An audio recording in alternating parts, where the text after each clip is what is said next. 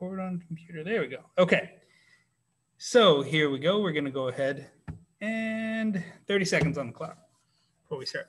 Thank you for that reminder to record.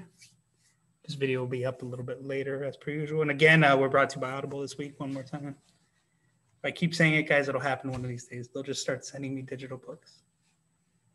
I'm going to will it into existence. Gio, you're fine. Just as long as you got to get it in. You're fine. Shooting for NordVPN. Yeah, maybe next week it'll be NordVPN after Audible. All right, guys, let's go ahead and get. Isn't NordVPN like the what's his name? The oversimplified Dollar Shave Club? Yeah, we'll do Dollar Shave Club next. We're just gonna keep saying it, guys, and eventually it'll happen. Now you guys are just sending all the YouTube sponsors. That's funny. What's the drink that they're all sponsored by too? There's a drink too, isn't there? Maybe I'm making that part up. G Fuel, yeah, G Fuel, that's what it's called.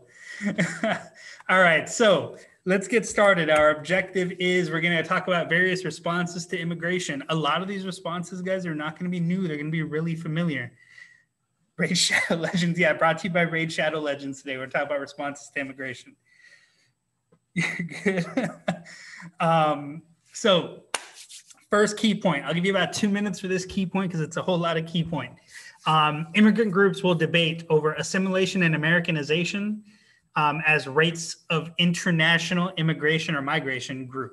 So as more and more immigrants show up and move, you're going to get this question that's going to come up within these individual communities of, hey, should we assimilate? Should we become like the Americans, or should we maintain 100% of our culture? Many immigrants will negotiate compromises, like culturally speaking. When I say that, hopefully it doesn't confuse anybody. There's not like literal meetings. It's more just people meeting in the middle. And what you get is that culture we've talked about. Like, what are some examples in the chat box? I haven't started the timer. Let me set the timer really quick. 2-minute timer. When you get a chance, give me examples in the chat box of like immigration affecting America, like immigrants affecting American culture. While you're doing those, what you get are things meeting in the middle. So food, like specific examples of food. You're right. Food's one of them. What do you got for food? Like meat, again, think about stuff. Music's good. What else? What are ways that cultures kind of influence each other? American culture influenced by immigration. Barbecue, that's a really specific food example. That's really good. Yes. Chicken Parmesan's another good one, right? All these things are, you're good. Cultures meeting in the middle. And I'm going to take the chicken Parmesan example specifically. Everybody nowadays knows chicken Parmesan's a thing, right? But chicken Parmesan's literally Italian culture, which is like, think the sauce, think the pasta to an extent, mixed with American availability, right? So back in Italy, chicken Parmesan wasn't a thing.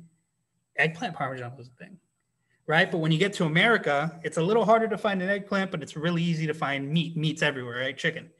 So those two mix, right? That's the middle ground, right? Tex-Mex is the middle ground. That comes around because some America, some where I'm from melts together. That's what this first key point is basically telling you, right? There's the debate. Should we fully assimilate? Should we fully become American? Or should we keep our culture? And where you end up landing, I think luckily, and I think for the better, is right in the middle, where some of their culture stays, some of their culture tends to fade. Some families, individuals, right, will always hold on to their culture, but what you get for the most part is meeting right in the middle. So about 45 seconds. Let me know if you need more time than that. We're going to get into some specifics in a bit. Not too many, though, because, again, a lot of this stuff is already stuff we've talked about. We are just refreshing it and putting it in the era. Because now, chronologically, all that stuff we've mentioned in the past, like the barbecue, it's all happening now. This is the time period that it happens in. About 15 seconds. Need more time than that? Let me know.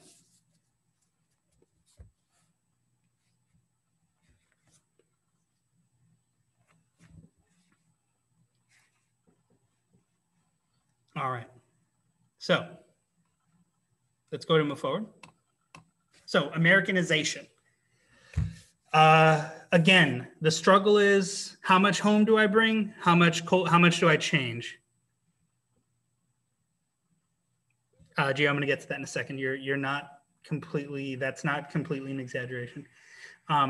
So the question, do we assimilate or not, is prominent. Many groups fought with that. Just, I need you to make sure you note it's a debate between groups. Some groups want to become full Americans. Some groups want to keep their culture and not change, right? This is a kind of depressing image, but there is a debate. Do we stay like this or do we become like them? There's a debate there. And I want to point out that even though it sounds awesome, right? We make like the barbecue chicken parmesan references. It's still a debate. And at the time, it's a debate for those groups. But most cultures find the middle ground. It just makes the most sense to meet in the middle. So I had a question in the chat right now about like the mafia, right? Is it like a cultural thing? And it kind of is. Specifically, though, I'm talking about the Italian mafia. That kind of forms from this weird like reparation payment protection thing that was going on in Italy. I'm not very what's the word, knowledgeable in that specific field, but I do know for a fact that it's born out of immigration. That's why every time I say Chinatown, I also try to mention like Little Italy, because that's where it comes from. And it comes from that there's nobody looking out for immigrants. Yeah, Godfather 2 actually does it really well. They show you De Niro portrays Don Corleone like rising through, and it's like protecting the businesses. The Goodfellas does it too, or mentions it too. But like that's where those things come from to an extent. Now those are obviously criminals, but to an extent that is where it's drawn from. It's drawing back to those cultural roots, and it's like maintaining. That's why you have to be Italian to be in the mob, right? That's what like getting made and all that stuff. I don't know if you guys know that, like Made Man. That's because you can trace your family back to Sicily. I think it's Sicily. Again, not an expert in it, but it does to an extent. You're not too off when you say that, specifically when you're talking about the Italians, like Tex-Mex language. Yes. So like, think Spanglish, right? Was that what it's called also? Where like you're mixing your Spanish and your English. That's all middle ground. Literally the type of food like Tex-Mex, like a lot of the stuff in San Antonio, Taco Bells, little things like that, which is here's what it's like at home and here's what we have in America meeting together. A lot of that stuff's that's where a lot of that stuff comes from, that general meeting in the middle, right? Because it's not like there's a meeting formally, everybody meets and we decide, okay, we're going to meet. This is where we're going to put the flag. Olive Garden's a really good one for Italians, right? It's not like it's an actual meeting. But it's where everything's settled. It's where the dust settles. It's a crash of cultures and the dust settles. And what do you have? Everybody's right in the middle. Talk about some, yeah, of course. But no, so that's where it is. Again, I don't want you to think there's a meeting. Oh, it's not whack, Gio. What's wrong? That's the most controversial thing I think has ever been said before. It is not. The breadsticks with the Alfredo sauce, wrong with you? Never been there. It's not like the greatest food in the world, but it's definitely not whack. I wouldn't say it is. I'll give you overrated, but I can't give you whack. That's extreme. Maybe that's why I'm the food poisoning guy, right? Maybe that's why. But I'll give you overrated. I won't give you gross though. It's not gross. Okay, so that's time. We're gonna move forward. Anybody need any time on this slide? Now's the time. I said time like 17 times there. Time. It's really okay. So let's move on. Let's talk about key point 2. This is a short lesson today. There's not a lot of info. It's a very short topic. There's a reason for that. We'll get into that in a bit. So social commentators advocated theories later described as social Darwinism. These theories were made to justify the status of those at the top and the socioeconomic structures that were in place, that these structures were appropriate and these structures were inevitable. So what you need to know about social Darwinism and that whole movement and idea is that the term social Darwinism comes up afterwards, if that makes any sense. It's not a concept that was around. It's a concept that's taken and used to justify things that were already happening. Does that make sense? Yes, no, maybe so. And that's really important because social Darwinism is one of the earliest examples of something that I would call maybe like a pseudoscience. Like it's disguised as science when in reality it's more just people saying stuff is one way, if that makes sense. It's more, not that it's an opinion, but it's very, I'm trying to think of a word to explain it best. It's not quite that it's just somebody's opinion because it's happening, but it's really legitimately like a justification. It's racist is good, but again, remember guys, we're trying to stay like in the middle here. It's a justification and it's used as a justification. It's almost like a tool to prove the point that people are going to make in this time. So I want you to avoid using racist unless you're being opinionated in like an essay. When you're defining, try to keep it like general.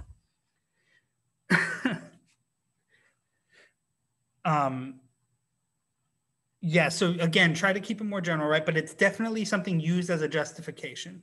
Inevitable here, Thanos. You're not wrong, and that's how they'll say it. So we're going to get into the details in a bit, but they're legitimately saying, hey, this stuff was going to happen regardless because social Darwinism. The term comes after the stuff's happening, and the term is used to justify the stuff that's happening and to try to keep it going. It's not a good term. It's kind of a gross movement.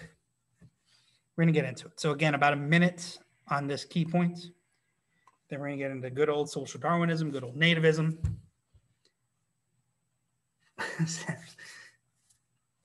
So yes, we are going to get into that in a bit. Give you another 40 seconds.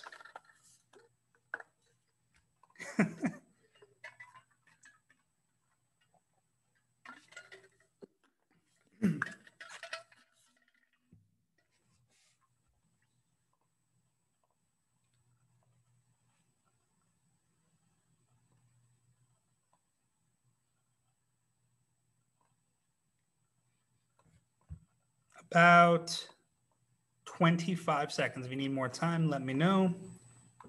Otherwise, we're going to jump right into the details on social Darwinism, how you would define it, how it was used, and one of the most accurate clip arts that I've ever seen. And I think I've already put this up when we talked about it last week, but I'm going to share it again anyways. Okay, so let's move forward. All right, so social Darwinism. Again, it's the answer for when people are looking to justify their placement over certain groups, right? If you ask a business or a factory owner, hey, why are you rich while your workers are broke, right? Oh, well, social Darwinism. If you asked, a group of, again, I'm trying not to make it what it is. I'm trying not to be extreme here, but if you were to ask a group of whites, hey, why are you all generally better off than your, African-American counterparts? Oh, well, social Darwinism. It became the excuse. It became the justification. And they would use this idea of science. They're kind of corrupting it. Multiple sources will refer to social Darwinism now as a corruption of the term Darwinism, right? Because Darwin's the guy that came up with evolution, with the evolution theory. And that's still new during this era, right? Darwin's theory is new. He's like the newest. He's like the Elon Musk. He's the new scientist on the block. I don't think Elon Musk is a scientist, but you get my point. And these people take that idea and they make it their own. They use it to justify their means, their other people's lack of status, saying, oh, well, they're never going to have status because we're better than them. That's literally what it is. The big no-no of science.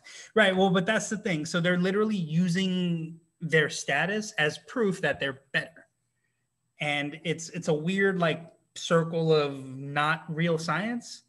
Because I have all this money, so I must be better, right? It's kind of what it sounds like. So they use his name, not even his research, right? So it's kind of like Orwell's 1984, where people would like to quote that book, but they've probably never read it. They're using the idea, somebody read the Cliff Notes newspaper title version of what Darwinism is. And they take that concept of survival of the fittest, right? Oh, well, how did the insect become a stick on a tree? Well, it became a stick on a tree because the ones that didn't got eaten by birds, right? So they take that concept, but they just apply it to social dynamics. No, I don't think that's exactly what Darwin did. Yeah, maybe Musk isn't a great example. But so yes, it's not that they're even reading the research. It's that they take the general belief of what the research is, the general 1-2 word explanation, and they apply it to society, even though society and nature are not the same thing. And you could have, this isn't even that, I would argue it's not that philosophical of an argument to make, that society and nature in and of themselves are different, right? So but it's, again, it's convenient to them, right? It gives them the excuse, it gives them the justification, right? Well, I'm going to stay here on the top because I've always been on the top, and it's inevitable. It's not me, it's going to be somebody else, right? That's their argument. It's not a great argument. So I'll give you about 2 minutes on social Darwinism. Again, it's really important for this one, especially it's in your own words. So if you need me to clarify something, please ask it during the 2 minutes. But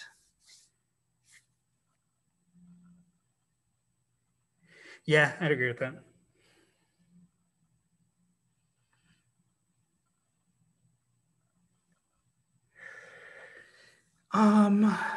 Kind of the difference. So the difference with that is that's not quite the same, because that's more like scaling, right? It's like taking a plan and scaling it. I would say if you're going to compare it to something, it would be like me saying, it would be like if, for example, we all, like, let's say I take the exit ticket today after class and great, right? Like mine's really, really good, right? My response. And I say, well, if it's not as good as mine, it just shows me that you guys will never be as good as history as me, right? If I were to make that claim, one, I'd be a horrible teacher. Two, it wouldn't be true, right? The reason my response to an exit ticket might be better right now than some of y'all's is because I showed you all my book collection the last time, right? I literally just read this stuff and went to school for it, and I put more time into it than you guys have. It's not that you guys aren't as good at it as me. In fact, some of you guys are really good at this. You guys are way better at this than I was when I was y'all's age, real talk. I didn't get this good at history till college. You guys are already killing it. So, but my point, that's what they're saying. Does that make sense? Like they're saying like, well, I'm better than them. And because of what this social Darwinism idea, I was always going to be better than them. You're making fun of us. I'm not making fun of you guys. I'm seriously, you guys were better at this than I was when I was y'all's age. But that's the idea of like, they take something they take like a screenshot and they make it the entire thing. Does that make sense? Right? It's like, here's how it is now. So it's got to always be like that because it was always going to be like that. Hopefully that makes sense. Hopefully that analogy didn't confuse anybody. I'm not calling you that, but that's exactly what social Darwinists were calling others, the them, right? They're an other. That's exactly how it is. That's exactly how it worked. That's how they used it. So you're admitting, I'm not admitting it.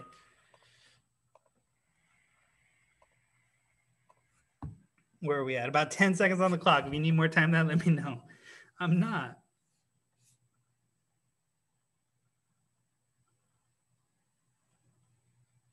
By the way, I'm just gonna say, guys, like if as your history teacher, if I couldn't do the exit tickets really well, probably not a good thing. History is one of those things where you kind of got to know it to teach it.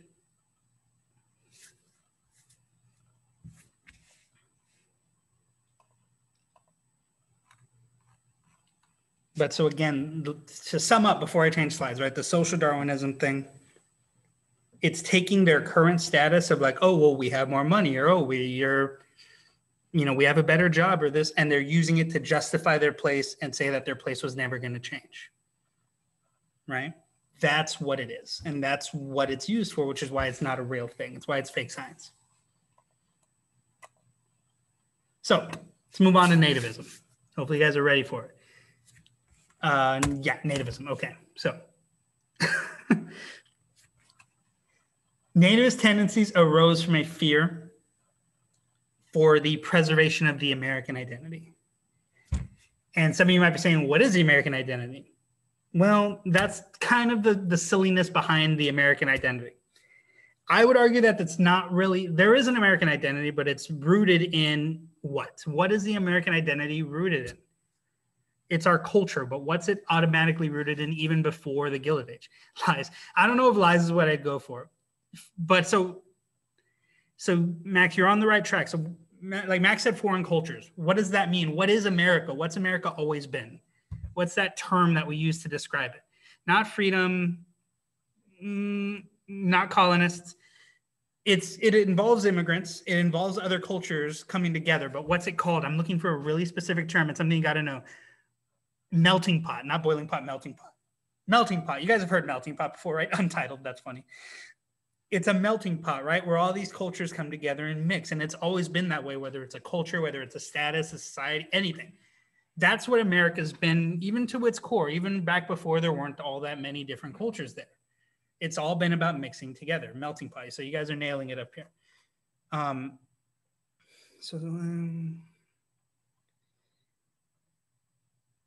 Yeah, Joe, that's exactly it. And in fact, on the next slide, there's a flag that's really hilarious and ironic about the Native American thing. So we're going to get to that. So this American identity is almost like a myth, right? It's not really real because the whole crux, and I would argue it's one of the best parts about America's identity, is that it's a melting pot. It's somebody put multicultural. That's a great term. So nativists are there. The reason they start in their in the infancy, when nativism's a tiny baby, it's not a thing yet. It's all about preserving America's identity. Oh, well, all these immigrants are going to ruin America's identity. All these political cartoons are accurate, and they're from the era, by the way. So this is an Irish person, this is a German. They're not perceived very well in popular, I wouldn't say popular culture, but like in readings. As time went on, though, it becomes clear these groups are just anti-immigrant groups. So early, you might be able to say, oh, well, they're just trying to, preserve culture, blah, blah, blah, blah, blah. But it becomes very clear very quickly that these groups are just anti-immigrant. And they're anti-Catholic as a result, because anti-Catholic is also anti-Irish.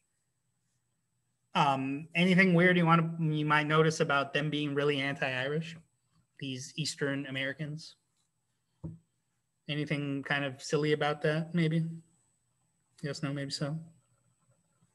Somebody in the chat want to tell me what's weird about them hating Irish people so much. That's a great question, Max. Yes, they're anti-Catholic because of the Irish. They're white, right? So Irish people are white. It's not about race. Nativism has nothing to do with race. Now, if you're a different race, it's going to be worse. If you're a different race, it's going to be worse. But it's not about race. It's about where you're from. So the entire reason, I'm going to answer your question more directly, Max, that nativists are anti-Catholic is because they are in turn anti-Irish.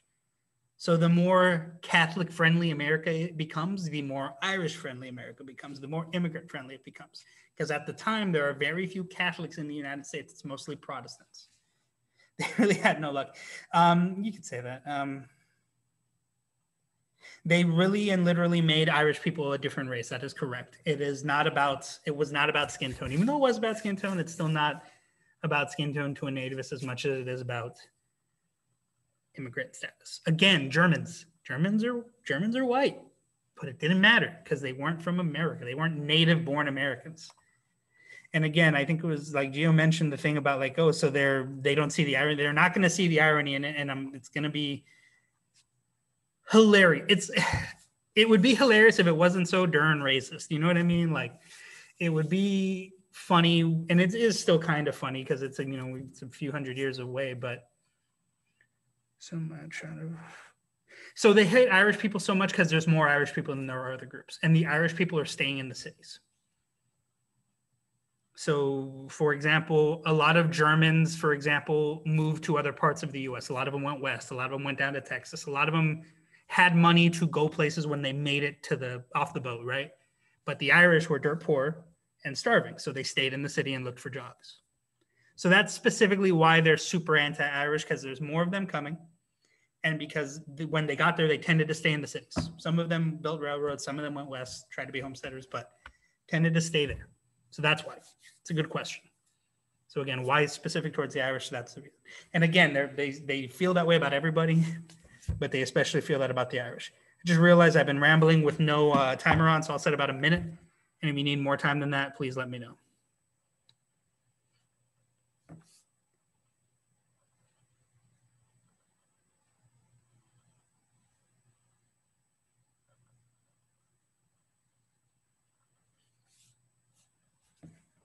So yeah, guys, social Darwinism, nativism, not great things. So there's a reason why these Well, nativism might exist now, but there's a reason why like no one talks about social Darwinism unless we're talking about, you know, how not correct it is. Imagine getting canceled by members. It's true. Can you? I mean, again, there's only one group, immigrant group, I would rather like if you have to put your feet in the shoes of one of them. There's one group that got it the worst, and that's the Chinese, and we'll talk about them on the next slide.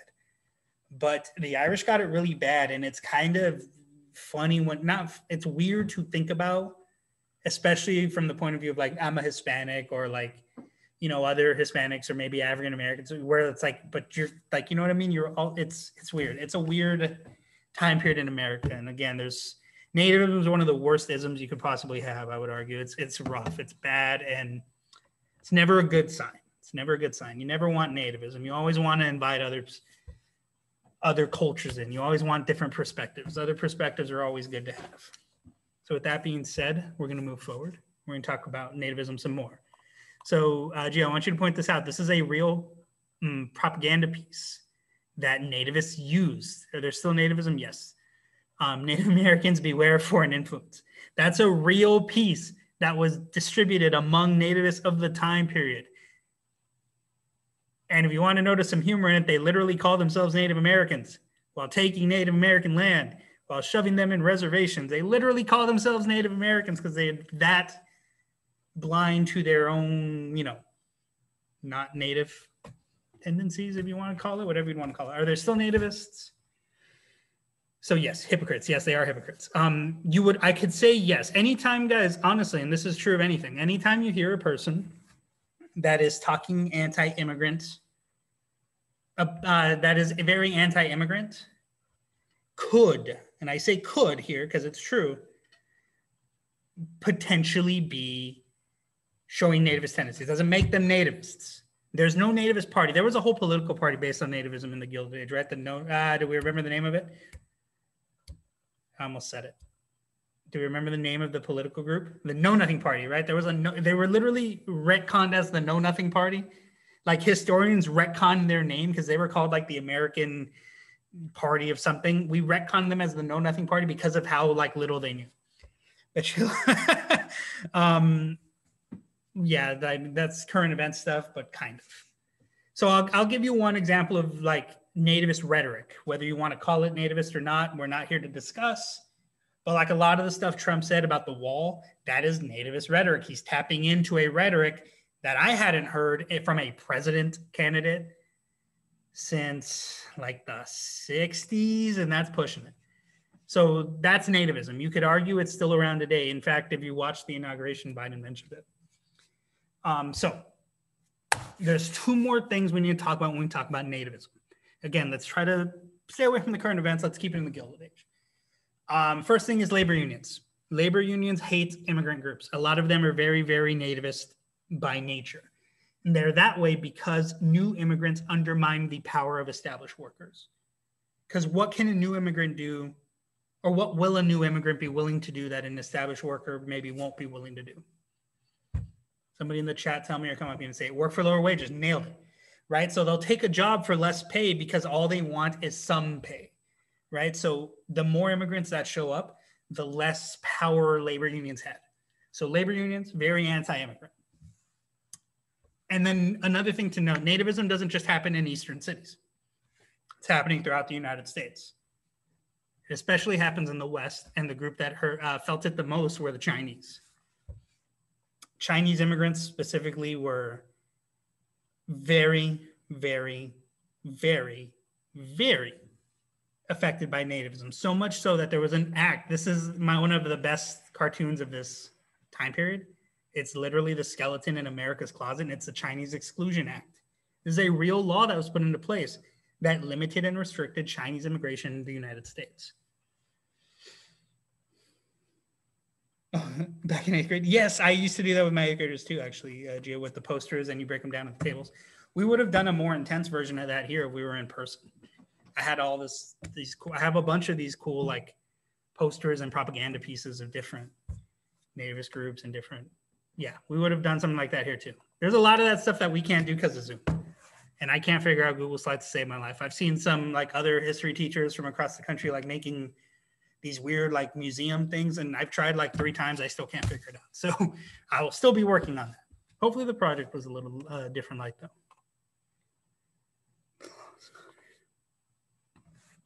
Yes, that law is not on the books anymore, but it was on the books for a long time. They let it expire, I believe. I don't even think it was repealed. I believe it was, they let it expire. I could be wrong on that. Don't quote me on that. But this is a real law that was in the books. It successfully limited Chinese immigration, basically stopped Chinese immigrants from coming in. And one of the major contributions of the Chinese in the West was what? What did they do that helped the United States? Tremendous. Like I can't even put into words how much it helped. Railroads. They built the railroads. You can get hanged for saying that's true. They literally built the Transcontinental Railroad. Without Chinese immigrants, you don't get a Transcontinental Railroad. It doesn't get built. It doesn't get finished in time. Yet, in thanks for all of their efforts, we excluded a bunch of them from immigrating to the U.S. It's horrible stuff. It is, again, this is a real law. So you got to define the law. Make sure you talk about nativism being a national thing, national problem. And point out that labor unions are big enemies against immigrants. Labor unions are not fans. Big brain, yeah. So solid stuff, guys. I'll give you about, I dropped my phone, 2 minutes, and then we will move on to the last key points of the day. Chinese are built different. Yep. Did I read that one already? Oops. Got one more thing to talk about. Something a little more positive after our grim discussion of that's good. If you had a time machine, we're just going to put that all over the Know Nothing Party headquarters. Imagine being a hypocrite.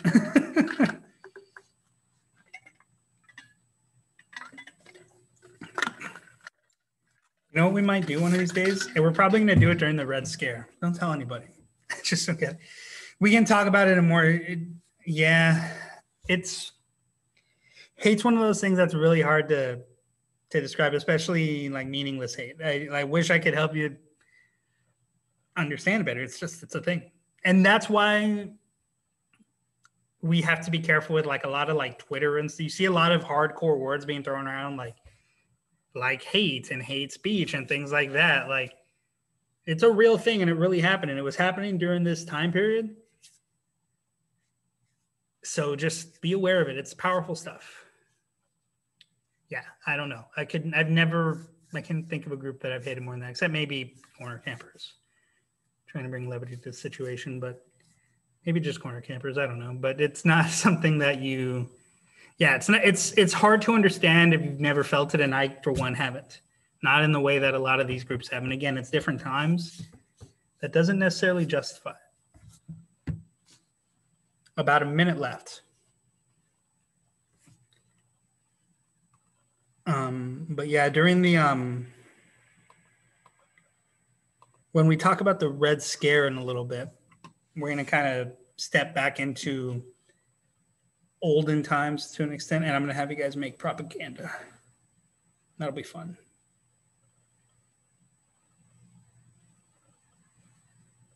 Kind of counter, you can like counter propaganda. It's going to, I'm spoiling it. We'll get into it. But it'll be fun. But yes, nativism, rough. About 15 seconds, and we're going to get into the last key point.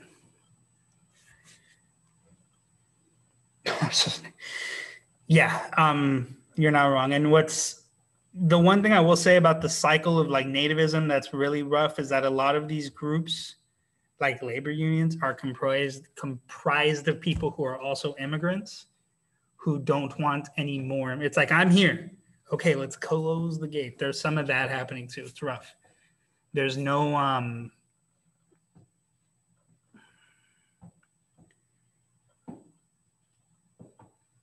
the reason labor unions are against immigrants is because the more immigrants that were around, the less power labor unions had. They directly affected the amount of power a labor union had because a fresh off the boat Irish immigrant, let's say, is not going to care about labor reform because all they want to do is make a wage. So they're willing to work in the bad conditions for the smaller amount of money. if it means that it's work and if it means that it's food and it's money. Whereas the whole point of the labor union, right, is everybody stops working all at once, even if we all kind of have to deal with it. So it's because labor unions want reform and the new immigrants wouldn't care about reform because they're more interested in getting a job. Hopefully that makes sense.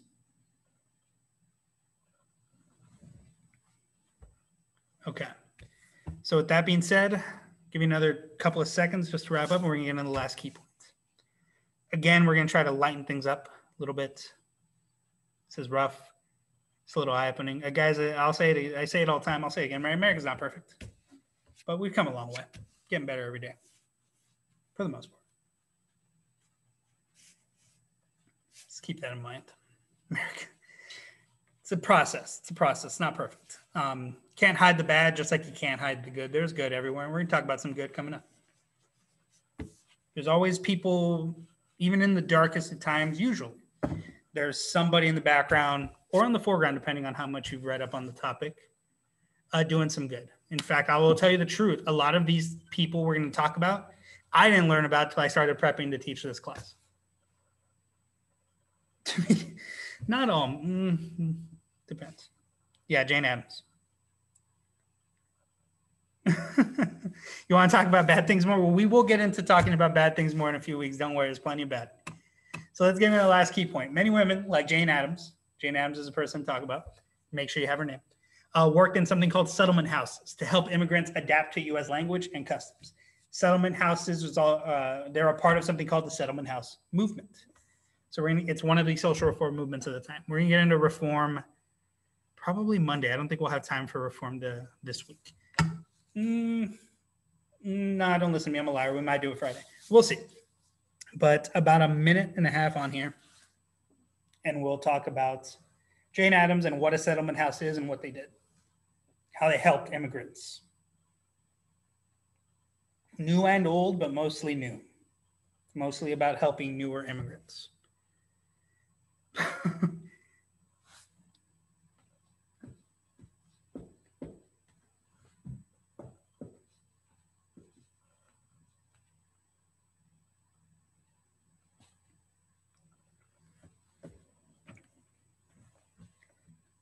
So if you remember, when was this? This would have been last week. I said that for the time being, there's extreme wealth and extreme poverty. Like those are the two extremes. They're growing. Middle class isn't really there. Well, near the tail end, and now we're getting into where a middle class will rise. And tomorrow we're going to talk about growing middle classes and social reforms. We're probably going to mix them together. Tomorrow's not Friday. What am I thinking? We're probably going to talk about this on Thursday a little more. I don't know why I thought it was Friday. About 15 seconds. But we will get into the growing middle class and what that looks like. The class of the middle and about what's happening there. Really important class. I would argue if you really want to have like a comfortable, thriving nation, it needs a really strong middle class. The weaker the middle class, you could argue the weaker the economy of the nation. Maybe that's pushing it, but middle class is really important. So we're going to get into that in a bit. So let's move forward. Let's talk about settlement houses. So Jane Addams is a reformer, social reformer, activist who was one of the leaders in the settlement house movement, not settlement. That's Jane Addams right there. It's a very fancy hat she's wearing. I don't even know what, is that feathers on? Very fancy hat. And gloves, all the good stuff. Oh, the whole nine. Right? Got those rogue gloves on.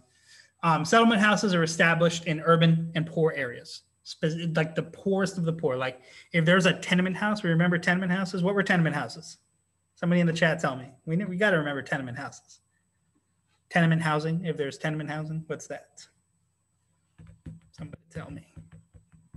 Somebody put it in the chat. Come on, we got to remember tenement houses. Super important.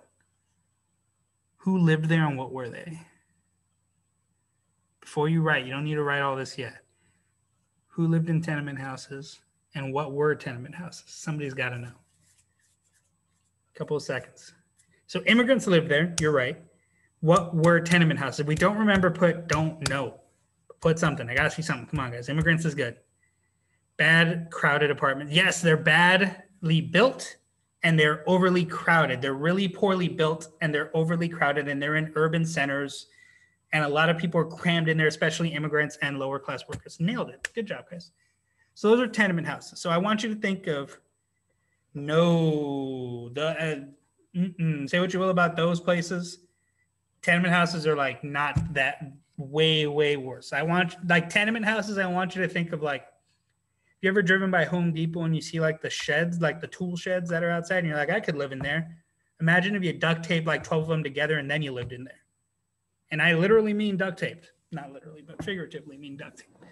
That's what tenement houses were like. They were built together really quickly, really poorly with bad quality materials.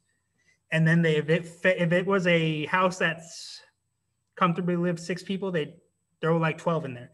Yes, they're like slums. They're like, if this is the slum, that's the tenement house. You know what I mean? It's like a half step above a slum, and it kind of is a slum. And what a settlement house was, it was a more established place that would be in those poorer areas. So a settlement house is like set up by the middle class, specifically the middle class, and specifically women in that middle class. And they would set up these places in the poorest areas of town. Yes, that's a thing that happened. People used to throw their human waste outside of their windows because there was nowhere else to put it. There was no sewage yet. Because of a picture on FRQ. Yeah, you'll probably see one of those. In fact, you'll see like pictures of the sanitation crews for the first time.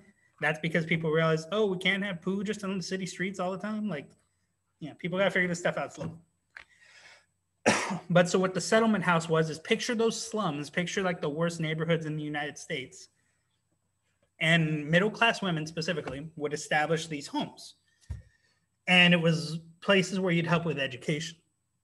Education was really important because it would teach these immigrants English, especially the ones that didn't know it. Healthcare, childcare, and employment. So give me 1 second. I got to cough out a lung here. Hold on.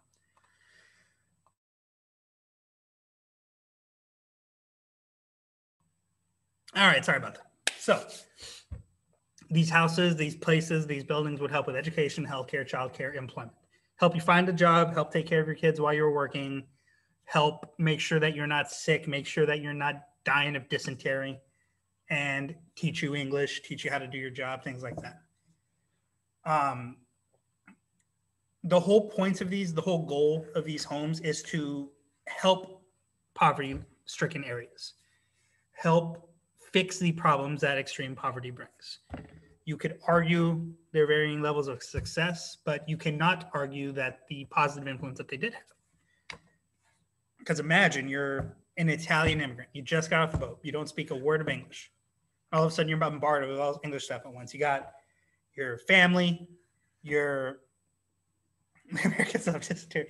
They don't, though. Dysentery is real bad for you. You got your family. You don't know where to go. You don't have a place to stay.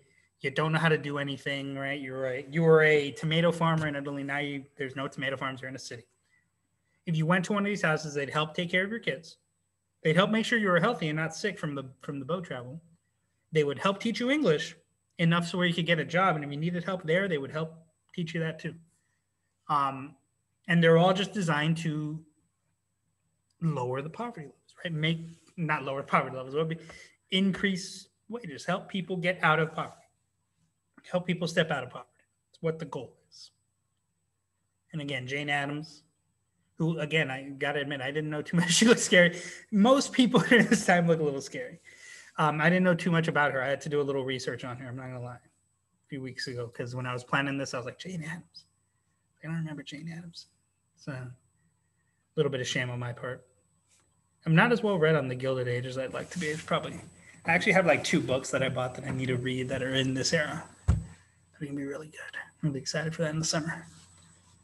But I do, yeah, she's one of these social reformers that we will probably mention her again later on in the week when we talk about the other social reforms that are happening. She is a little scary looking in that picture. But this is like the most prominent picture of her. Like when you look her up, that's what you get a lot of. I don't know why.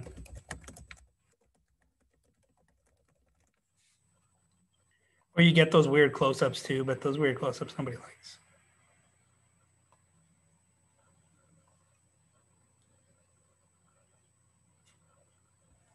So I'll give you about another minute and a half. And then we will move on. We will need the rest of this time in class. So make sure you do not leave early. It's going to be really, really important.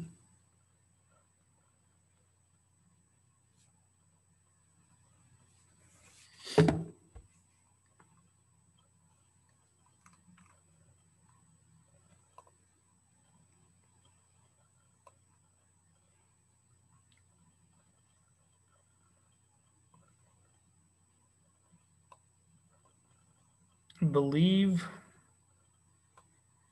one thing that I read about Adams that was important is, I don't want to misspeak here. You guys might have to fact check me on this. I think she won a Nobel Peace Prize. And I think she's the first woman from America to win one. Somebody who's done with their notes fact check me because I could be wrong.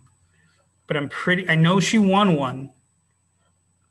And I'm pretty sure she's the first, like, a woman from America that won. I don't think she's the first woman. She's the first woman from America.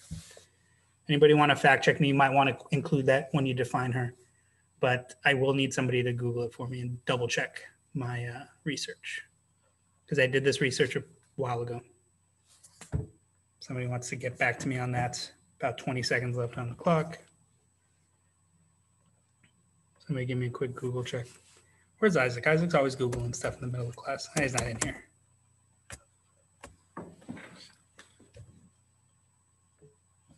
Anybody find that out for me, please? Before I tell y'all to write it in and then it's not true.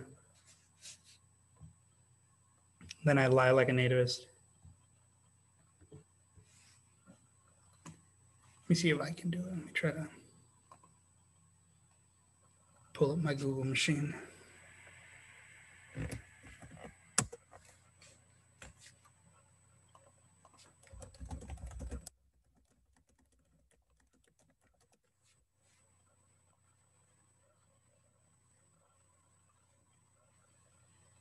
Yes. Okay. So she did win the Nobel Peace Prize in 1931.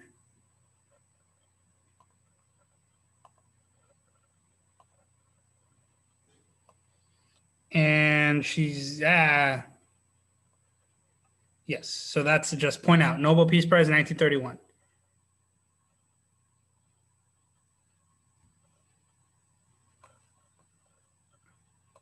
Put earliest one, or put early, one of the first women to win a Nobel Peace Prize. Let's put that in there as like a part of her legacy, so to speak, on top of being an activist and a feminist. And the leader of the Settlement House movement, one of the leaders of the... And with that, guys, that is time. Let me know if you need me to repeat anything. Otherwise, we're going to start getting ready for the exit ticket. It's a really important one today. So hopefully we're good. Everybody turn your attention to the screen that is already up. This should have just posted. What is this? Well, this is a really good, important exit ticket. It is also going to count as a practice SAQ. That's why you've got about 9 minutes. Actually, should have had 10. Sorry, I'm a little late. All you have to do, put your name. You need to put your name. Then the image of the SAQ is here in the form. If you can't read this image, if it is too small, I attached it right here. This is just the attachment of the exit ticket. This is the question you are answering. It is a full SAQ. I need full SAQ format. Letter A, answer. Letter B, answer. Letter C, answer. Full sentences. Take it seriously. It counts as its own independent grade. It's in PowerSchool as practice SAQ, and it's not a part of week 3 exit tickets. So make sure you take it seriously. Make sure you answer it. I know you guys are going to kill it. So this image, it's just reference. If you can't read it on the form, read it on the image. There's no reason why you shouldn't be able to read through the SAQ and use the source to answer the question. We are going to, our exam for Unit 6 is a DBQ, so we're going to start getting into our source analysis skills. So I need you to make sure you use them. So what I'm going to do is I'm going to stop blabbing. And I'm going to give you the 8 minutes that are left. 8. Forgot how to count there for a second. Never said I was good at math. And go ahead and work on that. And then at 3:25, I will dismiss you. If you're still working on it, submit it. Don't be late, but use the time in class.